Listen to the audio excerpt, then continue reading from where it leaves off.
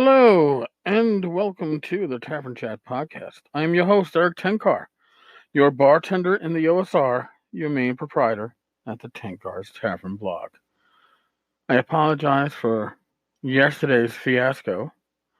I screwed up yesterday's episode. I had like 10 minutes of silence, which I then had to replace, and a lot of you probably just got the episode with the music in, the music out, and that was sandwiching 10 minutes of silence. And yeah, that wasn't like a special trick or treat. It would have been pretty interesting for Halloween coming up.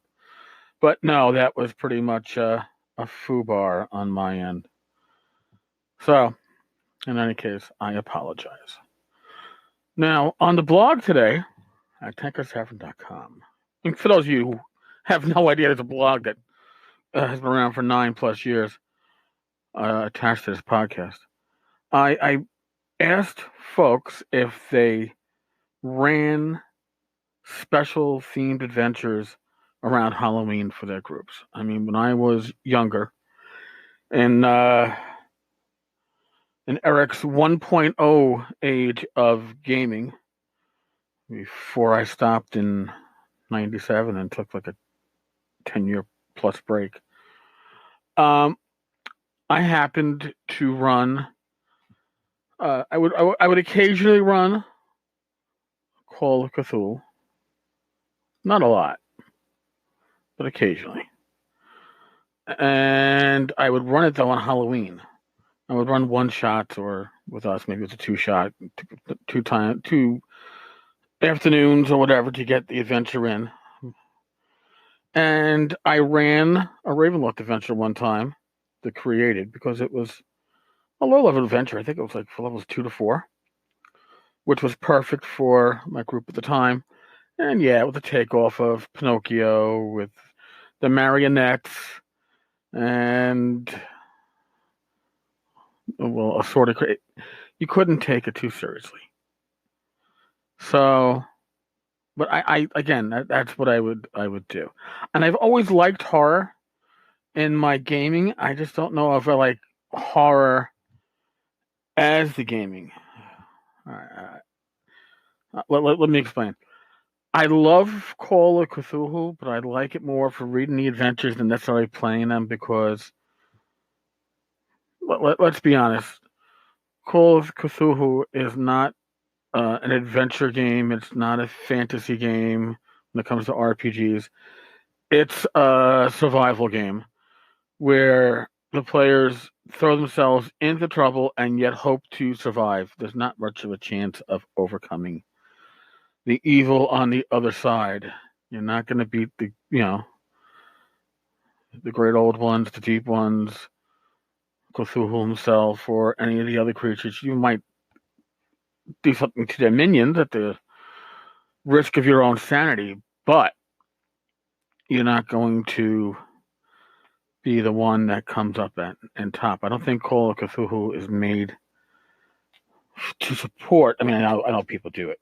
Made to support long-term campaigns. I think it's made for one-shots or story arcs or whatever, because survival is certainly optional. I know that makes it an old-school game, as a lot of us refer to it as, but it is what it is. Now, I always liked the idea of Ravenloft, but I didn't like the implementation of Ravenloft. Okay?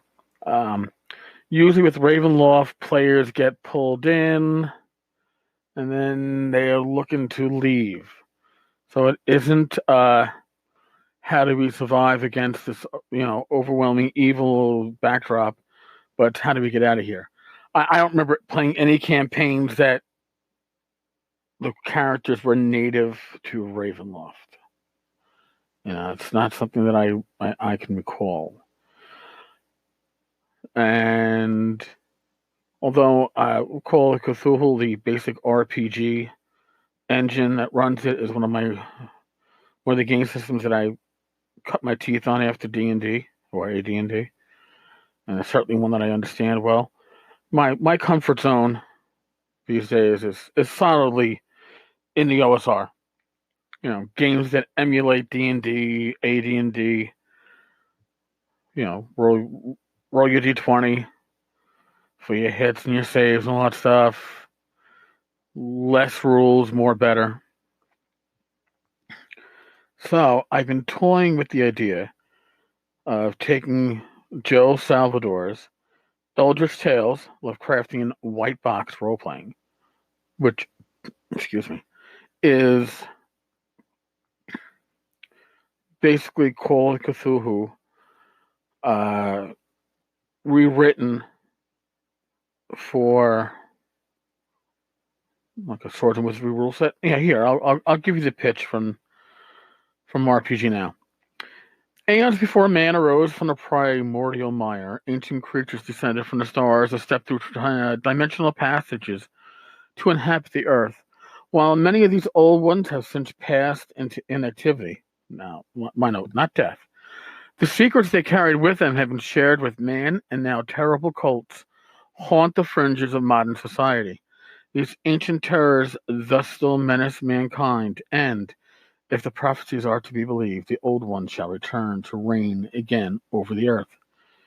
Eldritch Tales, Lovecraftian white box role-playing, is an OSR rule set with its roots in the original version of the world's favorite RPG, but instead of exploring musty dungeons, characters in Eldritch Tales investigate mythos horrors in the 1920s. The setting and the background are based on the cosmic horror tales of Howard Phillips Lovecraft and other members of his writing circle. Within the pages of Eldritch Tales, you will find 4 character classes representing many classic pulp archetypes: occupations, rules for insanity, spells, monsters, esoteric tomes, artifacts, a starting scenario, setting material, as well as advice in using Eldritch Tales with other white box games. The game is compatible with Swords and Wizardry white box and other OSR games. Now, I am very interested in the idea of melding some of the Eldritch Tales horror aspects into Swords and Wizardry Continual Light. Maybe a white box if I'm really ambitious, but we'll see how ambitious. And I'd like to get that, at least start melding that, so it's something that I could run with. I'd like a world which is, yes, well, pretty much your typical fantasy world, but not like the midnight setting from 3E where, it's horrible oppression, but more like, again, your fantasy world, but, every 10 years your local lord requires the sacrifice of a young child from one of the villagers, and they do it by lot, and stuff like that, where you have this evil in the background, and the players aren't just on a mission to loot, but they are more on a mission to find these old ruins, these dungeons, these tombs, and eradicate the evil that is within. And yes, you'd have some elements of horror built into what would otherwise be I don't want to say a bread and butter fantasy setting, but I want it to be built on that fantasy that players expect in their settings, and then turn it on its side. Not turn it over. I want to turn it 90 degrees, not 180. And I want there to be hope, but I want there to be this idea that you're fighting this oppressive evil that has taken root. So, yeah, random thoughts in my head. Now, obviously, this would not be ready for Halloween, but if I can get some of this stuff together enough, maybe I'd, put together a more or less pickup group once a month, put a call out to members of Discord channel, those that read the blog, those that listen to the podcast, and get 4 or 6 volunteers to go through and see how far the party can get in a 3-hour session. And then a month later, and wherever they are is that's where the session ends, and maybe we'll fill in the blanks after that. So the next session we can have different players if that is so how it works. I don't know if people can always commit to a regular game. Adult obligations and such, I understand it very well.